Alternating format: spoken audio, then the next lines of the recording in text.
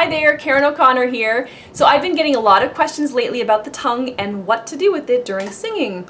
I think this curiosity is great because it says to me that singers are growing in their awareness of the importance of the tongue's role in resonance, diction, vocal freedom, and so much more. So many of the problems that singers have are at the hands, so to speak, of naughty, misbehaving tongues. And it's the singer's job to train the tongue into obedience. We can't allow it even the slightest bit of rebellion or incorrectness, or else our vocal freedom, diction, and resonance will suffer. The tongue is a bundle of 8 muscles, 4 intrinsic and 4 extrinsic. These muscles make the tongue both strong and capable of being shaped and moved in a variety of ways to move food around inside the mouth during chewing, then to push it down the esophagus during swallowing, to form our speech sounds, and, if need be, to tell others on the playground exactly how we feel about them. The tongue is also anchored to the floor of the mouth. At the front, it's tethered by the frenulum. The back, or root, is anchored into the hyoid bone from which the larynx is suspended. While the tongue's muscular structure makes it extremely strong and capable of a variety of types of movement, it is muscle, and like all muscles, it's capable of being misused. So it's important for singers to learn how to make the tongue work for them and not against them when they're singing. Regarding the tongue, we need to discuss and master 3 aspects. The first is proper posture or positioning of the tongue when forming our vowels and consonants. The second is proper movement when transitioning between speech sounds, as well as when speech sounds are characterized by gliding movements of the articulators, diphthongs. And 3, the proper amount of muscular contraction or tension within the tongue when using it. The general positioning of the parts of the tongue is as follows. The tongue tip, or apex, should always make gentle contact with the backs of the lower front teeth during the formation of all vowels, even diphthongs, and most consonants. This contact is gentle. The tongue tip should not be firmly pressing into the backs of the lower front teeth. For some individuals with anatomically shorter tongues, this position might induce a bit of discomfort or cause the larynx to rise, so in those cases it's acceptable to allow a small space between the tongue tip and the backs of the teeth, but if it's too far back, vowel resonance will be compromised. Also, the tongue tip should gently touch the top of the lower gum line. If it's too low, too down, it can slightly distort vowel resonance. In singing, the tongue root, which anchors into the hyoid bone down where we can't see it, should always be wide and relaxed and be leaning up against the anterior wall of the pharynx, the front wall of the throat. This will allow for ample space inside the throat for resonance and prevent certain vowel distortions related to misbehaving tongue roots. The tongue root's height, and thus the height of the hyoid bone, differs somewhat from vowel to vowel, with it being higher on vowels and other speech sounds with high tongue postures and lower on vowels with low tongue postures. But we have to keep the tongue root relaxed and never engage it to apply downward pressure on the larynx. And when the tongue body is high, we have to avoid allowing the tongue root to yank up on the hyoid bone and larynx. We have to achieve a degree of independence of function between the tongue root and the larynx. I've already posted 2 videos on how to get the tongue root leaning forward and getting it to stay wide. So if tongue root narrowing, retraction, or depression are issues for you, then please check out those videos on retraining the tongue root. I've also discussed the interaction between the tongue root and the low larynx in my second video on the open throat. The tongue body should be shaped according to the vowel being sung. It should always be wide, stretched out toward the insides of the cheeks, as opposed to narrowed, dipping, troughing down the center. But in terms of the height and curve shape of the tongue body, that varies according to the vowel. The unique curves create different resonance or spectral characteristics that define the individual vowels, and this is really important to remember. The singer should never aim to make the tongue flat or low for all vowels to create more space inside the mouth cavity, for example. As I discuss in my video on formants and harmonics, the vowel cavity consists of both the oral and pharyngeal cavities, and the actions and shaping of the tongue, which is a movable partition between these 2 cavities, affect the shape and size of both cavities, and thus the vowel's resonance characteristics and how identifiable that speech sound is to the listener. We need to permit flexible shaping of the tongue that's appropriate for the phonemic context. have back vowels in which the tongue body is comparatively far back inside the mouth cavity, and front vowels in which the tongue body is comparatively fronted or forward, and mid vowels in between these two extremes. We also have low or open vowels in which the tongue body is relatively low inside the oral cavity, and high or close vowels in which the tongue body is relatively high or closer to the roof of the mouth without forming a constriction that would make it into a consonant, and also vowels whose heights are in between these two extremes. The challenge, though, is that we don't tend to have very good proprioception when it comes to our tongues. We're not generally very aware of its precise shape and position inside the mouth space. Sure, we know when a given part of the tongue is touching another part of the mouth, and we're typically aware of extreme postures, but we don't usually have an accurate sense of exactly how far the tongue is back or forward, or the curved shape of the tongue's body or hump. This is where a hand mirror comes in handy.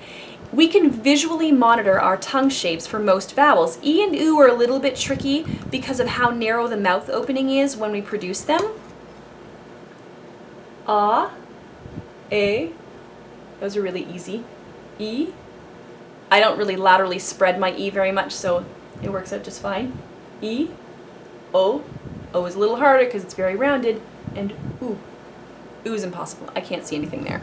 I'm only going to touch on the proper positioning of the tongue, and only the tongue, for 5 vowels today because I fully intend to finish my series on vowel definition, in which I'll discuss the specific definitions of each of the so-called 5 pure Italian vowels and how to correct common distortions related to their formation and resonance. I'm not going to discuss the articulation of consonants unless I receive some requests to do so. I really just need more time to cover all of the topics on my ever-growing list. So let's start with ah. In the production of this vowel, the tongue is in a low back position, meaning that it's low inside the mouth, not pressed down into the floor of the mouth though, and back, but not bunching up inside the throat space. The tongue tip makes gentle contact with the backs of the lower front teeth. The lowness of the tongue increases its backness to some extent, but it shouldn't be so far back into the oral pharynx that the vowel becomes distorted, dull, overly dark, or gagged sounding. Oh. If the tongue body is relaxed, as it should be, its edges should be lining the insides of the lower molars, or if you have a wider tongue, even slightly spilling or spreading out over the tops of the lower molars, but not covering them completely. If we let our jaws drop really loosely and assume a bit of a dopey posture, the tongue body should be very wide, unless we have some chronic tongue tension even when our tongues are at rest. Then, let the tongue tip move into its place behind the lower front teeth. And this is roughly the ah posture.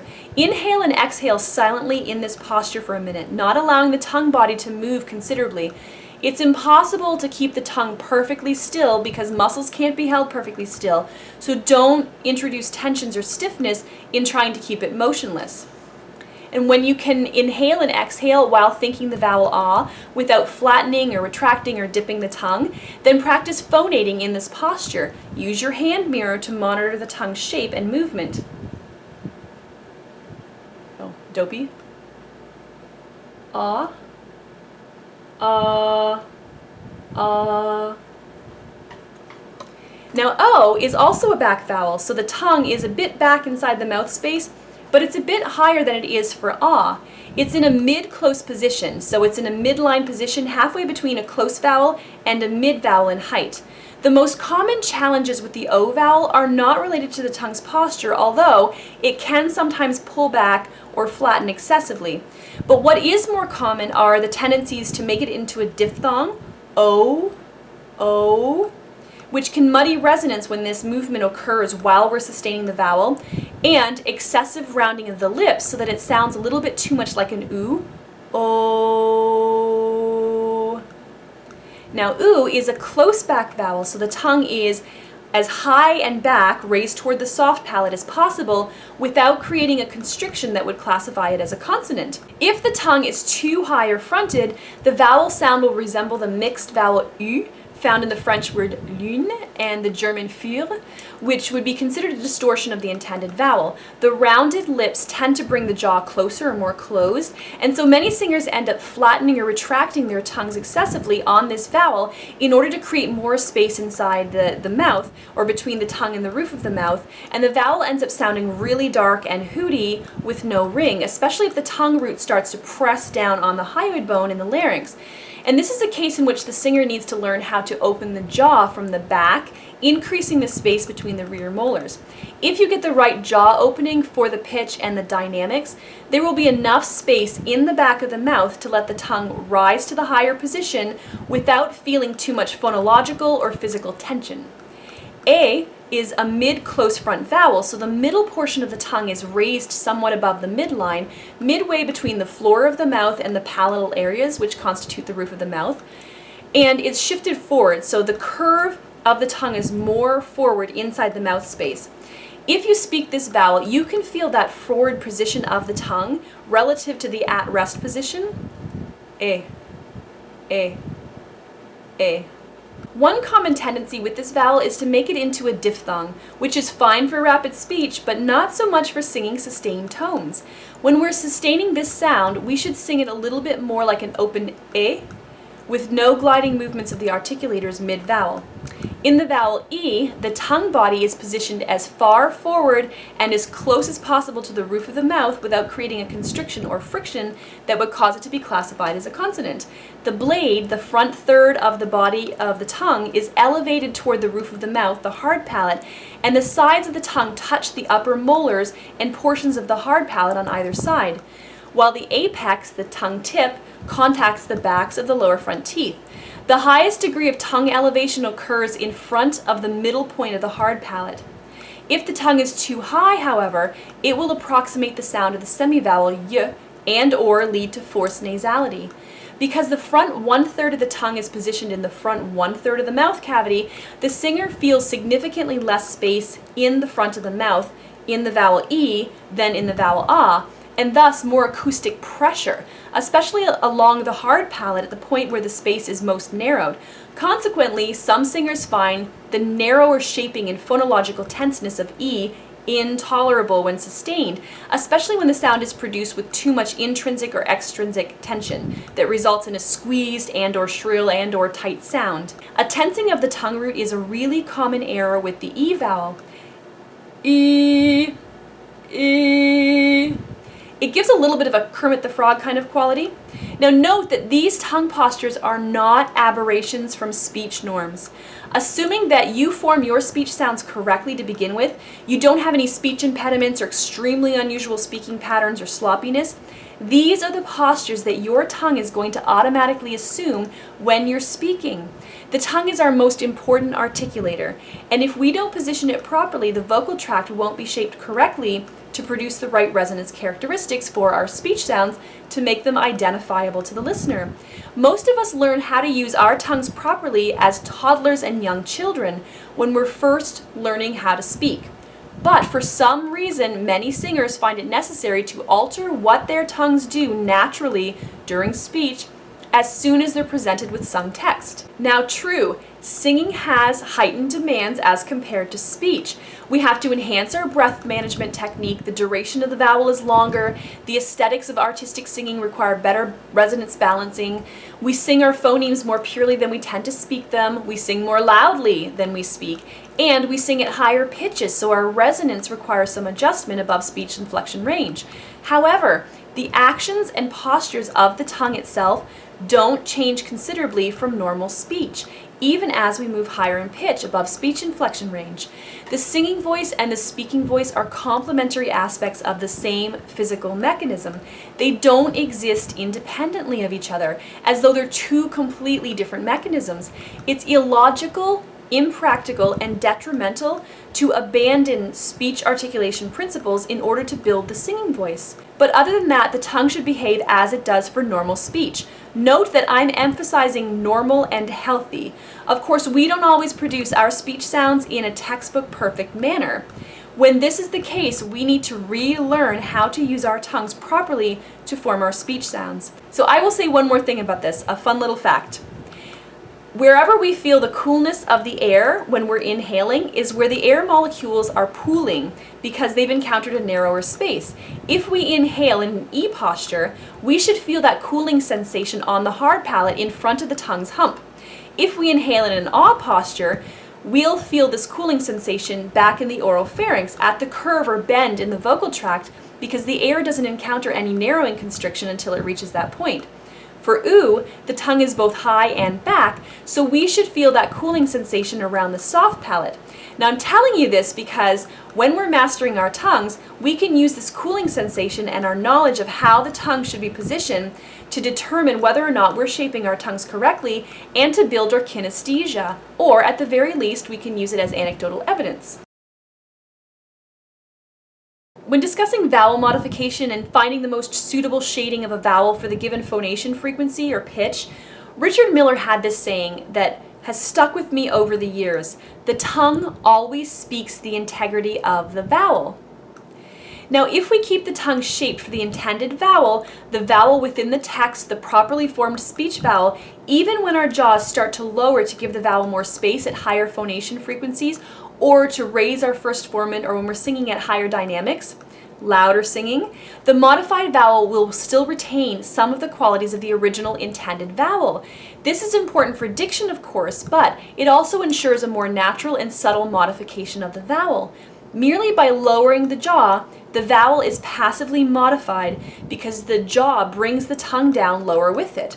And that creates a gradual and subtle modification of the intended vowel. As I've already stated, at some point soon, I will finish recording my video series on vowel definition, in which I'll get into more detail about this topic. I'll also record some videos on vowel modification down the road. Overall, the tongue should be relaxed, not limp and flaccid so that articulation is sloppy and slurred, but even when there is precision of action in articulation, there should be no sense of stiffness or tension of the tongue muscles. There should be no sense that the tongue is having to do a lot of work. When the tongue is being used with just the right amount of muscular contraction and tension, strength, no more, no less, we should be barely aware of its actions, and those actions and movements shouldn't interfere substantially in the formation and resonance of our vowels. Theoretically, having the tongue assume correct postures should reduce the risk of undesirable muscle tensions.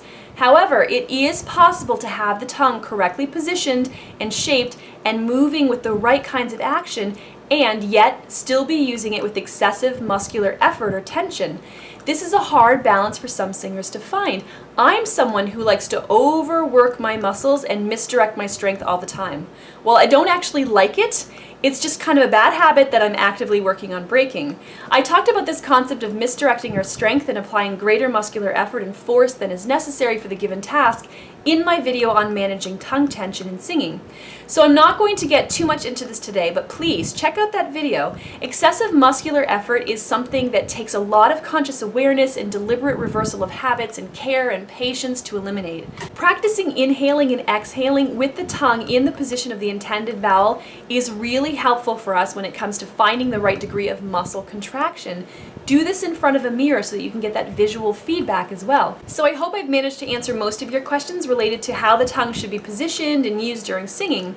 Please post any remaining questions that you might have in the comment section below, message me on the SingWise Facebook page, or email me at karen@singwise.com. And please like this video and subscribe to this channel for more free lessons and tips that will help you with your singing technique. Thank you so much for watching today. Take care.